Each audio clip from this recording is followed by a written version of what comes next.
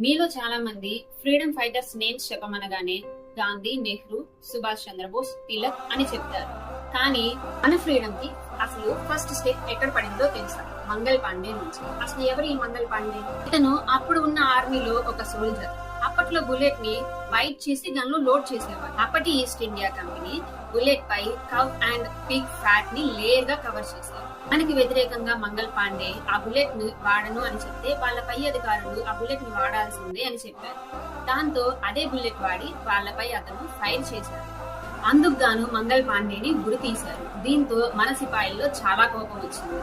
మన సిపాయిలు east India కంపెనీకి వ్యతిరేకంగా మీరెట్ ని క్యాప్చర్ చేశారు. అలాగే ఇంకొన్ని ప్లేసెస్ ని కూడా క్యాప్చర్ చేశారు. కానీ ఈస్ట్ ఇండియా కంపెనీ వాళ్ళ దగ్గర ఉన్న అడ్వాన్స్ వెపన్స్ వల్ల మన వాళ్ళు ఓడిపోయారు. ఓడిపోయినా కానీ మన ఫ్రీడమ్ కి మొదటి స్టెప్ అక్కడే వేశారు. ఈ ఘటన వలన మన దేశంలో ఈస్ట్ ఇండియా కంపెనీ వాళ్ళు కోల్పోయి బ్రిటిష్ క్వీన్ పాలన వచ్చింది. దేశం కోసం, తన ధర్మం కోసం ఒక సైనికుడు చేసిన చర్య 1857 రివోల్ట్ అయింది. ఇలాంటి గొప్ప సైనికుడి పేరు తెలియకపోవడం మనకెంతో సిగ్గుచేటు. ఇలాంటి వీరుల గురించి మనం ఎప్పటికప్పుడు తెలుసుకుంటూ ఉండాలి.